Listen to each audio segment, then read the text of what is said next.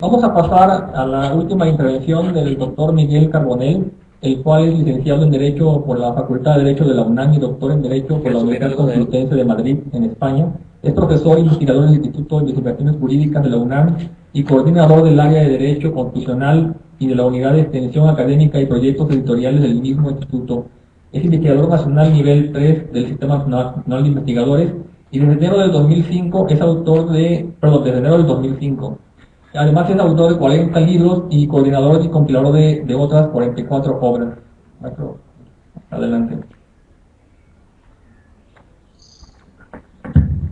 Bien, muy buenos días. Yo también me sumo al agradecimiento a los convocantes de este evento por convocarnos precisamente a reflexionar sobre un tema importante, sobre un tema trascendente, que es el de la nueva Constitución. Y yo creo que para poder afrontar con un mínimo de rigor este debate, hay que contestar dos preguntas previas que quisiera poner a consideración de ustedes. Primero, si es deseable una nueva Constitución. Y la otra pregunta es si siendo deseable es posible, porque no todo lo deseable es posible. Es deseable. Bueno, aquí tenemos que contestar por qué queremos una nueva Constitución, para qué queremos una nueva Constitución. Y yo creo que es importante separar con claridad algunos niveles de análisis, que ya Enrique Carpizo al final de su intervención perfilaba. Porque yo creo que una nueva Constitución nos da para eso, para tener un texto nuevo, mejor redactado, mejor escrito, más entendible, más breve, aquí se dijo, bueno, pero nos da para eso. Ahora, si queremos que a partir de un nuevo texto constitucional ya lo que disponga ese texto se cumpla absolutamente, yo creo que estamos en un error. ¿Por qué? Porque estamos saltando de nivel de análisis. Cuando aquí se dice, bueno, es que necesitamos un nuevo texto porque el que tenemos se viola mucho. Pues sí, pero si no hacemos nada para que se deje de violar, también se va a violar el nuevo. Con lo cual, efectivamente, estaríamos ante un proceso histórico enormemente frustrante. Y con las expectativas, creo yo, de la gente no se puede ni se debe jugar. Es algo que va a costar mucho si se logra, como para que lleguemos y tengamos la misma situación de violación. Entonces, yo en este punto les diría que desde mi punto de vista, sí es deseable una nueva Constitución, que sí debemos de caminar hacia una nueva Constitución, y les voy a dar algunos argumentos más adelante. ¿Es posible? Sí, porque, bueno, ¿y con qué realidad contamos? Vaya, ¿cómo le vamos a hacer? Yo aquí quería también apuntar algunas confusiones que se suelen repetir en este tipo de foros, porque yo he participado ya en muchos foros de esta naturaleza y escucho con frecuencia quienes están en contra dicen, no se puede porque se requiere una revolución. Esto es falso. Violenta o pacífica, como sea, pero se necesita reinventar la nación. ¿No es cierto? Bueno, es que históricamente hubo revolución. Bueno, sí, históricamente sí. Pero la ventaja de conocer la historia es que nos podemos dar cuenta que este ya es un país nuevo, que este ya no es el México ni de 1824, ni de 1857, ni de 1917, y que Porfirio Díaz, por fortuna, es ya una reliquia histórica. Espero que nunca vuelva. Tampoco se requiere, aquí a lo mejor discrepo de mi querido amigo Enrique Carpizo, tampoco se requiere una ruptura. Porque además, para empezar, ¿qué significa una ruptura? En términos estrictamente sociológicos, de hecho, este país ya está roto. Este país está roto hoy. Es un país de varias velocidades, en donde tenemos un sector de la población mexicana que vive todavía en el siglo XVI. Y tenemos a un sector de la sociedad mexicana que efectivamente vive en un país ultra desarrollado, con todas las ventajas del primer mundo y del siglo XXI. Por mi actividad académica he podido recorrer todo México, llevo 14 años viajando por toda la República, lo conozco bien y sé de lo que les estoy hablando. Va uno a la Sierra de Puebla, por ejemplo, o a Chiapas, o Oaxaca, y verdaderamente es una cosa en donde uno ve la representación del poder público como la colonia. Y sin embargo va uno a la delegación Benito Juárez, y esto lo hemos medido. La delegación Benito Juárez en el Distrito Federal tiene el mismo nivel de desarrollo humano según los estándares de ONU que países europeos. Con lo cual, efectivamente tenemos ahí una ruptura muy importante. En este contexto quisiera también señalar por qué creo que no sería deseable, para evitar este equívoco, una reforma integral a la Constitución, que es una posible vía y que se ha venido defendiendo. Porque, desde mi punto de vista, carecería de un elemento absolutamente sustancial en este tipo de procesos de cambio, que es el elemento simbólico. De lo que se trata es de inaugurar una nueva época, de inaugurar un nuevo país, de mandar un mensaje de completa renovación, y eso se perdería un tanto con una reforma íntegra. Decía también Enrique Carpillo, decía, ojo porque yo les quiero decir que es complicado. Bueno, gracias por la advertencia, pero ya lo sabíamos. ¿Por qué ya lo sabíamos? Porque en efecto no estamos hablando de expedir el nuevo reglamento de recogida de basuras del municipio de Tlajomulco. Estamos hablando de reescribir la nación. Estamos hablando, cuando hablamos de una nueva constitución, de sentarnos todos como país frente a una hoja en blanco y ahora sí reescribirnos de nuevo. Y que eso es complicado, sí, es complicadísimo, pero también creo que va a llegar un momento, y podemos discutir del momento, pero va a llegar un momento en que será inevitable. Y no hay que verlo tampoco como una montaña que no se pueda nunca ascender. Vaya, si lo hemos hecho antes, ¿por qué no vamos a poder hacerlo ahora? No, pero es que en 1857 hubo la generación más brillante. Esto lo he escuchado tantas veces. Es que estaba Ignacio Ramírez, estaba Francisco Zarco, estaba no sé qué, y son mejores que nosotros. Bueno, pues mejores que nosotros no son. Bueno, yo no sé quién se considera mejor o peor, pero si ellos pudieron, con los elementos que ellos tenían a mitad del siglo XIX, bueno, nosotros en el siglo XXI tenemos que hacerlo 20,000 veces mejor. Vaya, ¿quién dice que no se puede? En ese sentido, yo, retomando las palabras de Enrique, diría, es complicado, sí, pero va a llegar un momento en que va a ser obligatorio. Y eso es como con los exámenes, ¿no? Que lo vas posponiendo, sí, pero llega el día. Entonces, tienes que estar preparado para ese día. Ahora, dicho esto, primero, ¿es deseable? Sí. ¿Es posible? Sí. Entro a las cuestiones ya un poquito más de sustancia. Tenemos que separar dos cosas que vale la pena dilucidar por efectivamente en momentos distintos, y que creo que aquí quizá en estas primeras intervenciones ha pasado un poco de largo.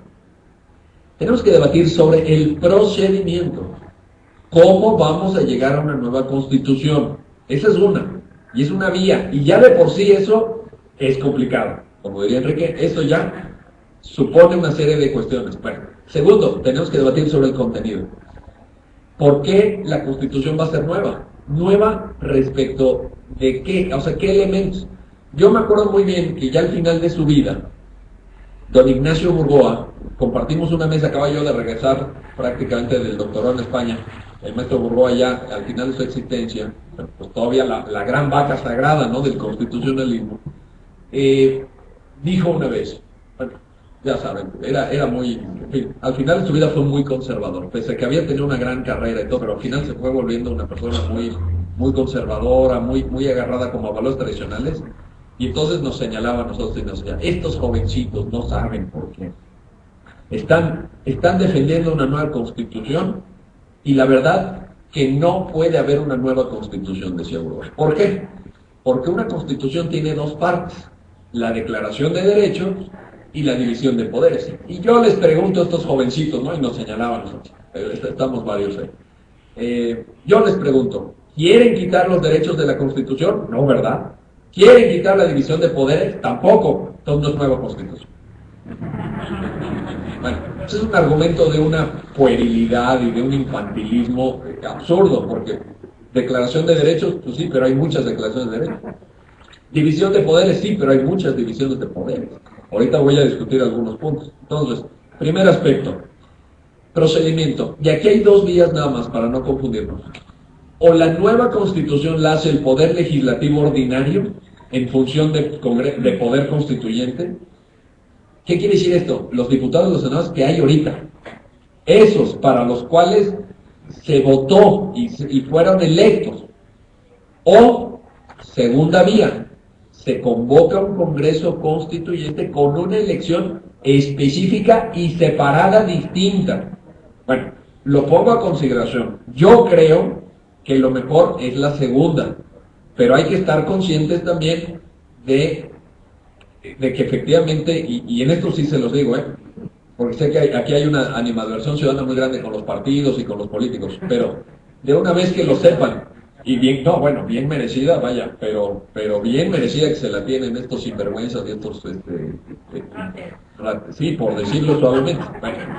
Bueno, pero, de una vez se los digo, las constituciones nuevas en todo el mundo las han hecho los partidos políticos y los políticos que existen en ese momento. Si ustedes creen que se van a reinventar los políticos y que nadie del PRI y nadie del PAN y nadie del PRD y nadie del Verde va a querer participar y nos lo van a soltar a nosotros, ajá, y cómo no, y de qué más quieren su paleta. Entonces, esto no va a ser así. Cuando Enrique decía, es que tiene que participar la sociedad, yo aquí también soy un poquito más cauteloso, a lo mejor menos entusiasta con esto de la sociedad, porque yo no he visto nunca a la sociedad. Yo lo que he visto es a individuos comprometidos con causas, eso sí, y son causas, amigos, también digámoslo, y si no me creen, volteen a ver cuántos somos aquí, son causas minoritarias. Porque si hoy esto fuera un concierto de Justin Bieber, aquí habría 2 millones de personas. Pero como es un debate sobre la nueva Constitución, aquí hay 80 personas. Entonces, también digámoslo con todas sus letras. Si vamos a esperar a que venga la sociedad entera, bueno, pues que Justin Bieber sea el constituyente y que la secretaria sea Lady Gaga y así sucesivamente, y así sí nos juntamos unos 50 millones. Pero de otra manera yo no veo cómo, sinceramente lo digo. Aquí hace falta gente comprometida con una causa y no importa si somos 100 o 200 o 300. Yo con un grupo de 5 he sacado reformas constitucionales, yo las he sacado, con 5. La reforma constitucional en materia de transparencia de 2007, fuimos 5. La reforma penal de juicios orales al principio éramos 3 y la sacamos adelante. Entonces, yo estoy convencido porque ya lo hice, pues. Claro que es diferente a sacar una gran reforma penal a sacar una nueva constitución, ¿de acuerdo? Pero tampoco se necesitan 20 millones de personas. Es más, de una vez te los digo, no los vamos a juntar. Otra cosa es que los juntemos al final, cuando ya tengamos un proyecto y le digamos a la gente, ¿quiere usted este proyecto o no? Y la gente ahí diga, sí, pero al final, no al inicio. No esperen a que llegue aquí la sociedad y exija y pida. Eso, de una vez se lo digo, no va a pasar. ¿Cómo le han hecho en otros países? Aquí la experiencia de derecho comparado es bien interesante. A mí el ejemplo que me gusta, y yo es el que creo que deberíamos de seguir en México, es el colombiano. Y es interesante por la fecha y por la forma. Fecha, 1991. ¿Qué pasaba en Colombia en 1991? Que había una ofensiva brutal de la guerrilla y del narco contra el Estado colombiano. Recuerden que Pablo Escobar muere, el gran capo, en 1993. Y en 1991 estaban poniendo bombas en centros comerciales, estaban tumbando aviones, mataron a candidatos presidenciales, a Luis Carlos Galán, por ejemplo. Intentando matar previamente a Luis Carlos Galán, tiraron un avión comercial. Es como si el vuelo México-Guadalajara ahorita nos lo hubieran tumbado desde Aeroméxico, o sea, con bombas. Pablo Escobar dijo una vez públicamente, le voy a pagar $600 a cada persona que mate a un policía. La prueba, para que yo se los pueda pagar y sepa, es que me traigan su arma reglamentaria. En los siguientes 3 meses mataron a 4,000. Les estoy hablando de esa época. Ahora, ¿cómo reaccionó la sociedad colombiana? En vez de echarse para atrás y decir, como está pasando, pues mano dura y que venga de... No, dijeron, vámonos por la vía del derecho. Queremos una nueva constitución. ¿Cómo hicieron? En la elección de 1990 se metió la llamada séptima papeleta. ¿Qué quiere decir la séptima papeleta? Como ahorita, que nosotros en 2 domingos vamos a ir y nos van a dar una papeleta para presidente, una papeleta para el Senado, una papeleta, bueno, aquí para gobernador, aquí 6, bueno, pues 6, qué bueno que me dice 6. Pues una séptima que dijera, ¿quiere usted una nueva constitución? ¿Sí o no? Nada más, nada de complicaciones, nada de que quiere usted una nueva constitución, pero sin federalismo, con poder, con tribunal constitucional, no. ¿Sí o no? Los colombianos dijeron sí. Y entonces al año siguiente se convocó a un Congreso Constituyente separado del Poder Legislativo Ordinario, que trabajó un proyecto y luego fue sometido a referéndum. Esa es la vía procedimental que a mí me gusta, que no supone una ruptura, que tampoco supone decirles a los poderes que ya existen que los vamos a desaparecer, porque eso también hay que ir con cuidado. Si uno dice, a ver, como a nosotros no nos gustan estos diputados, como pensamos que son unos flojos y negligentes y además pensamos que son imbéciles y han dado prueba de ello y todo, entonces de entrada lo que vamos a hacer es reventar el Congreso, reventar el Ejecutivo, reventar a los jueces y ahora sí nos vamos con un régimen de transición, con la sociedad civil empoderada. Bueno, si hacen eso, se termina en un día el debate, porque no lo van a permitir, punto. Y yo creo que sería bastante ingenuo plantearlos. Yo creo que hay que trabajar sobre la base de lo que ya tenemos para llegar a una nueva constitución en donde también las fuerzas políticas que hoy existen puedan tener un espacio. O sea, no se trata de llegar con una, aquí como están barriendo aquí, ¿no? Con una barredora y va para afuera todo. Eso no se va a poder. Entonces yo creo que hay que estar muy atentos a eso. 2, debate sobre el contenido. Y aquí viene, en estos 10 minutos que me quedan, la parte nodal de mi exposición. ¿Qué le vamos a poner a una constitución? ¿Sí? ¿Por qué pensamos que vale la pena renovar los contenidos? Y propongo, o pongo a consideración de ustedes, 6 grandes nudos temáticos. Nudos temáticos que obviamente desarrollarlos nos llevaría no un evento, sino muchos, y no una intervención de 25 minutos, sino muchas horas.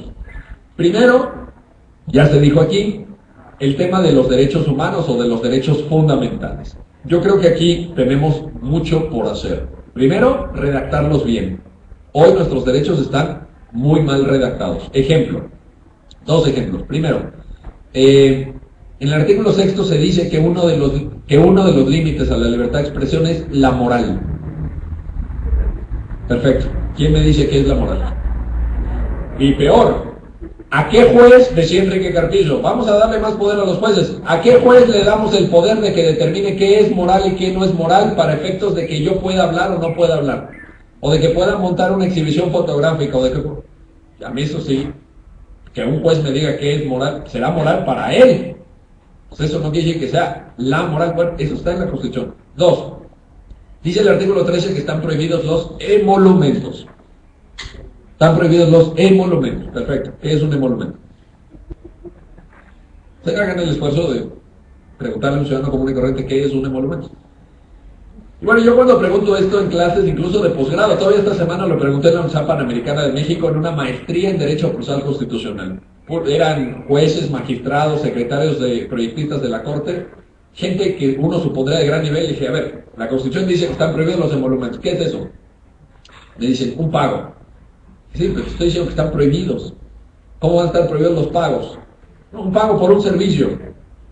¿Cómo va a estar prohibido que le pagues a alguien que te preste un servicio? ¿Qué es? Nadie supo. A no hacerles el cuento largo, nadie supo. Yo la verdad cuando terminé la carrera no sabía tampoco, hasta que me tocó escribir un libro precisamente sobre los derechos fundamentales en México, donde ya analicé el artículo 13, me fui al diccionario de la Real Academia, y un emolumento es un pago por un pago por un servicio no devengado. ¿Qué nos está diciendo la Constitución? Que están prohibidos los aviadores, la gente que cobra sin trabajar, eso está prohibido. Nada más que si le dice emolumento. Bueno, cuando lo explico con mis alumnos, hay unos que en el examen me dicen que están prohibidos los monumentos. O sea, así me dicen, están prohibidos los monumentos.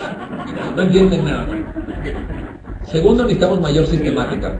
Varios de los órganos constitucionales autónomos que existen hoy en la Constitución mexicana están en el capítulo de derechos. ¿Qué hacen ahí? El INEGI está en el 26. Los tribunales agrarios están en el 27, fracción 19. El Banco de México está en el artículo 28, párrafos quinto y sexto. ¿Qué hacen ahí? No que es una parte de derecho, no es nada sistemática. La Constitución, el artículo cuarto tiene todo. El artículo cuarto es como un planeta, como un universo de los derechos.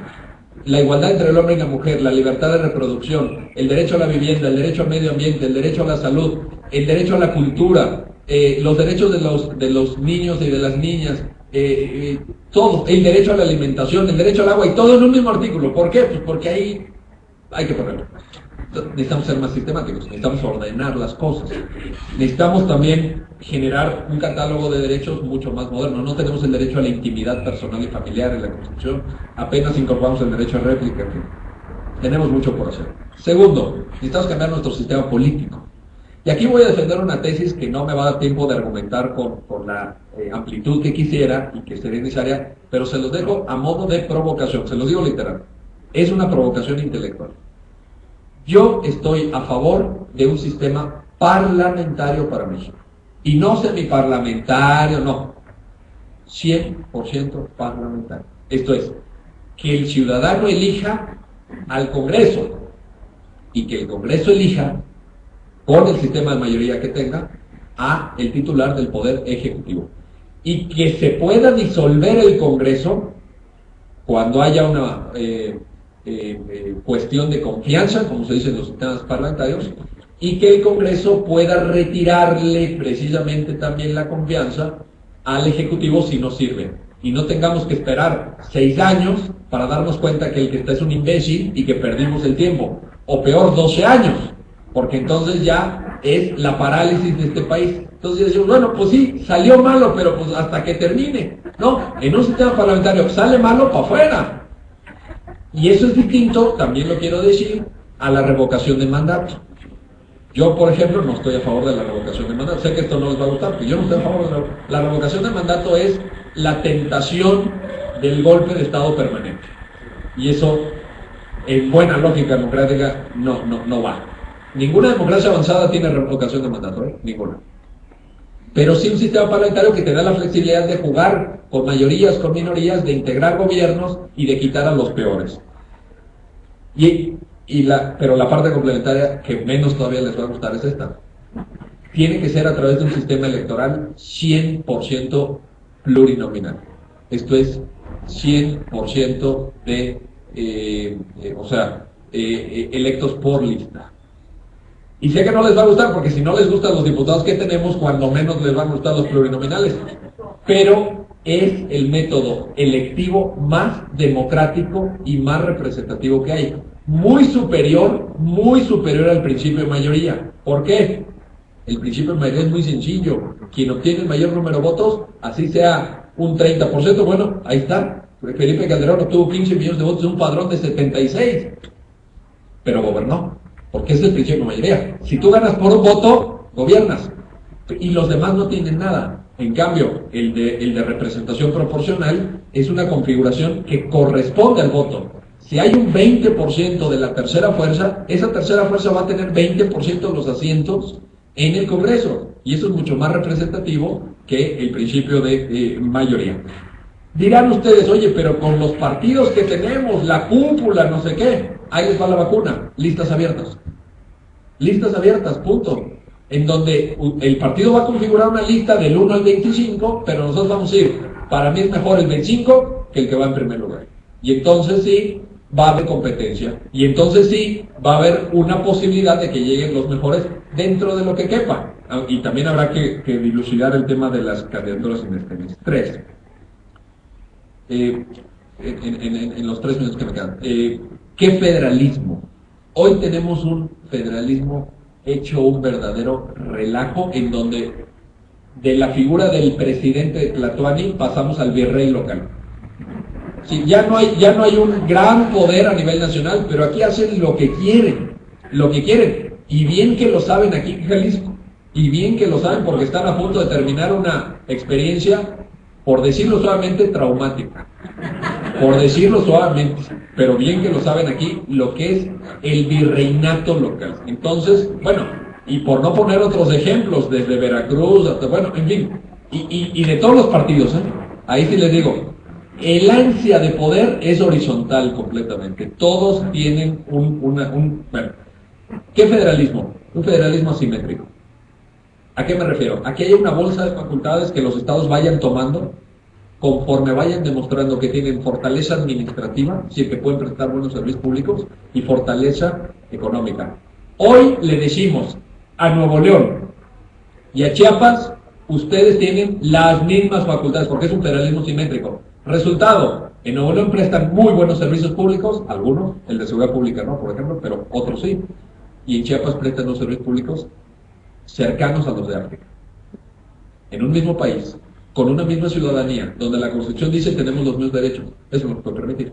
Necesitamos, pues, un federalismo asimétrico en donde... y la otra, que el Estado que no cumpla, la Federación le quite la facultad.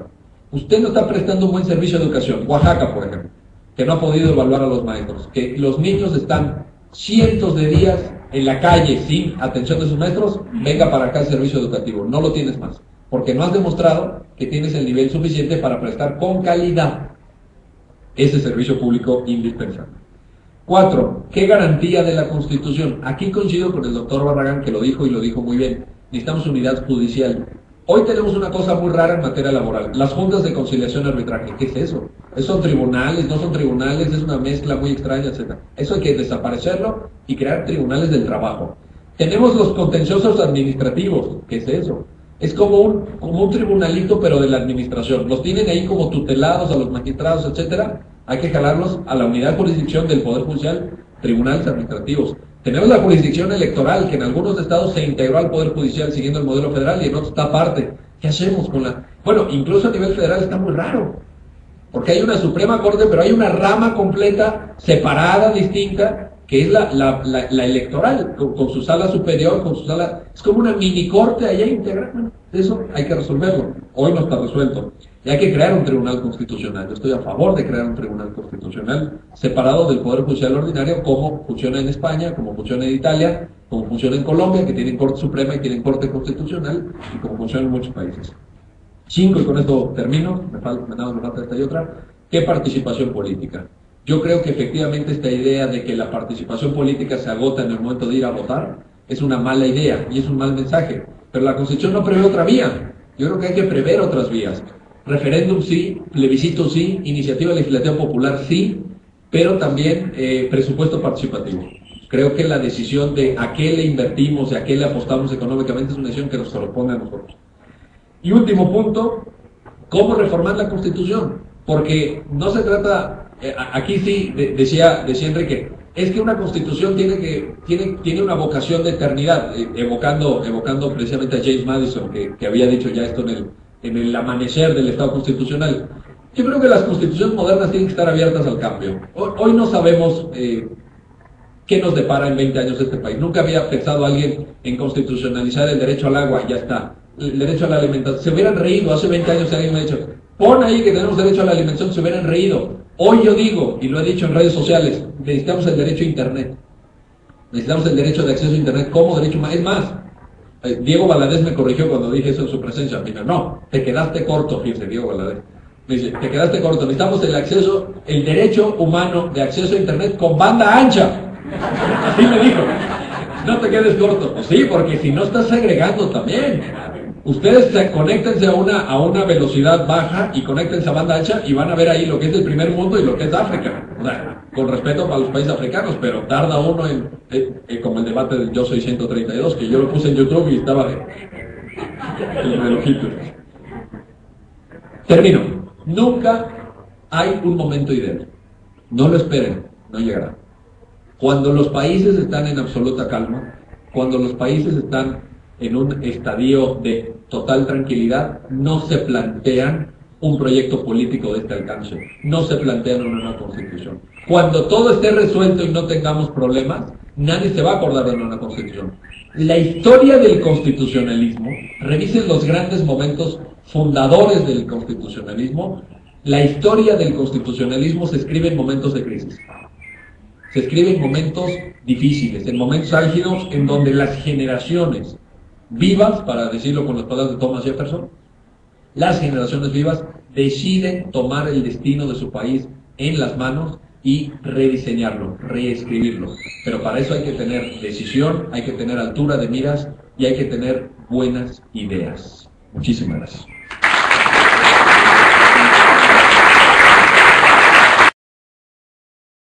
Yo creo que efectivamente, antes de quizá plantearnos redactar una nueva constitución, yo creo que sí, habría que hacer un seminario sobre interpretación de ponencias, que efectivamente... A ver, dos cosas muy rápidas. A mí me queda claro que quien debe interpretar la Constitución es un juez constitucional. Cuando puse el ejemplo del artículo 6 en cuanto a la moral, no tenía la duda de quién debe interpretar eso, la duda era al revés. Lo que yo digo es que hay que quitar la moral como límite a la libertad de expresión, pero que los jueces constitucionales interpreten la Constitución, pues sí, en eso que ni duda cabe. Dos, yo no dije, nomás que no me dio tiempo a explicarlo, pero lo voy a explicar más adelante por escrito, lo voy a exponer con claridad. Que en mi modelo deseable de federalismo asimétrico se le quitara que dejara de existir el servicio público educativo en Oaxaca. Yo eso no lo dije, primero porque sería contrario a tratados internacionales, a la Constitución, etc. Yo lo que dije es que a mí me parece que tenemos que pensar un federalismo que asegure un estándar mínimo compartido para todos los mexicanos de calidad en el servicio público. Eso es. Hoy no lo tenemos. Hoy los niños de Oaxaca tienen a unos maestros que les enseñan nada. Por eso no se quieren sujetar a la evaluación, porque saben que saldrán reprobados. Entonces, mi propuesta de federalismo asimétrico no es para quitar el servicio, sino para que el servicio lo provea el nivel de gobierno que tenga la mayor capacidad para proveerlo. Punto. Pero no quitar porque... A ver, yo creo que respecto a las preguntas muy concretas, dos cosas. A ver, una cuestión que de nuevo no les va a gustar y es polémica y la pongo a modo de provocación. El tema energético para mí no debería estar en la Constitución. No debería estar. Porque la explotación de recursos energéticos y la utilización de recursos energéticos es algo que en primer lugar tú no puedes fijar con, digamos, a nivel constitucional. Me explico. Hoy la electricidad en México cuesta muchísimo más que en Estados Unidos. ¿Por qué? Porque tenemos un monopolio público. Vayan y pregúntenle a la gente de Tabasco cuánto paga de luz cada mes. Eso es una barbaridad. Eso no lo pagan en Texas, no lo pagan en Arizona, que hace mucho más calor, en fin. Entonces yo creo que eso debemos de mantener una cierta flexibilidad, una cierta apertura para ver qué cambios vienen. Hoy tenemos la capacidad, ya la tenemos hoy, la capacidad instalada para que particulares puedan proveer del suministro eléctrico a otros particulares. La Constitución dice eso está prohibido. Si un particular pone un generador, invierte en un generador de energía eléctrica y dice, se lo voy a vender a otro particular, y se lo voy a vender más barato que CFE, estás violando la Constitución. Eso es una estupidez. La gente necesita energía barata para poder trabajar, para poder estudiar en la noche, para poder prender un foco, si vives en Villahermosa, para prender el aire acondicionado, sin que te cobre 8,000 pesos al mes la CFE. Y tenemos ese amarre constitucional que yo creo que no es pertinente. ¿Sabemos a dónde vamos? O preguntamos, tenemos rumbo, somos liberales o conservadores. Bueno, aquí hay una cuestión bien interesante que toca la columna vertebral del sistema democrático. Nosotros hicimos una encuesta en mayo del año pasado, mayo de 2011, jurídicas, que nos arrojó un resultado para mí espeluznante. 40% de los mexicanos están a favor de las ejecuciones extrajudiciales. ¿Qué quiere decir esto? Que dicen, cuando la policía agarre a alguien que sepa que está en el narcotráfico, en el crimen, que no lo lleve ante un ministerio público y no lo lleve ante un juez, que lo maten. 41% está a favor de la tortura como método para extraer información de delincuentes, o lo que la gente entiende que son delincuentes. Ahí es donde yo veo la objeción, Enrique, la objeción de convocar del inicio a todos a que redacten una constitución, porque entonces nos la van a ganar, nos la van a ganar, nos van a fijar unas condiciones constitucionales contrarias a los derechos. El día que el Congreso Constituyente del pueblo mexicano someta a consideración pena de muerte, nos la van a ganar. Pena de muerte está a favor 90% en este país, por eso el Partido Verde va a sacar 8, 10 o 6%, cuando sus propuestas realmente son una basofia, no tienen ni pies ni cabeza, es una burla. Es más, el partido mismo es una burla. Entonces, el punto está en que la gente, sin embargo, está de acuerdo con pena de muerte, está de acuerdo con la demagogia esta de que si no te dan la medicina que te... O sea, bueno, no quiero entrar en eso. El punto es este. ¿Quiénes somos? ¿Hacia dónde vamos? Esa es la pregunta muy concreta. Yo creo que hoy tenemos una sociedad temerosa, tenemos una sociedad que ve a los derechos humanos con mucha suspicacia, que le gusta ejercer la libertad de expresión, pero que dice, hay buenos y malos. Por ejemplo, en la encuesta nos brincó que 1 de cada 4 mexicanos dice, y le estoy hablando de mayo del 2011, no del siglo antepasado, dice 1 de cada 4, los problemas de México se van a resolver cuando nos deshagamos de las personas inmorales. Bueno, eso se parece mucho a una limpieza étnica, perdón ustedes, pero eso es muy cercano al fascismo y al nazismo. Las personas inmorales, estos medio raros, etcétera, cuando ellos ya no estén y los desaparezcamos, ya México no tendrá problemas.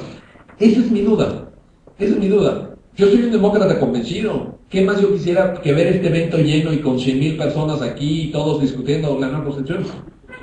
La realidad de este país es que hay una regresión fuerte, contraria a los derechos humanos. Más allá del texto, ¿no? El texto sí, la reforma del año pasado y todo, pues ahí estuvimos nosotros empujando esa reforma y convenciéndolos, etc. Pero creo que en ese sentido sí hay este debate de también fijar el rumbo hacia un Estado constitucional y democrático de derecho.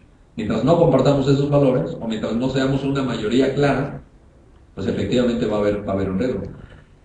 Por eso yo apuesto a que, y por cierto, pero no es una idea mía, no es que se me ha ocurrido, los procesos, que los tengo muy bien estudiados, de derecho comparado de nueva constitución, los que han sido exitosos, han sido a partir de proyectos, esos sí redactados por expertos, que no pasan de 10. Constitución Española de 1978, 6. 6 personas redactaron eso, y salió. Yo veo difícil, y porque lo intenté cuando yo tenía la edad de mi querido amigo Enrique Carpizo, o menos todavía, cuando regresé del doctorado, yo intenté este tipo de ejercicios. Cuando me encargaron, la primera vez que me encargaron redactar una ley, dije, no, ni modo que la redacte yo solo. No, esto no es democrático. Entonces senté a alumnos, amigos, gente, así eventos, ¿no? A ver, vamos a redactar la ley, la nueva ley.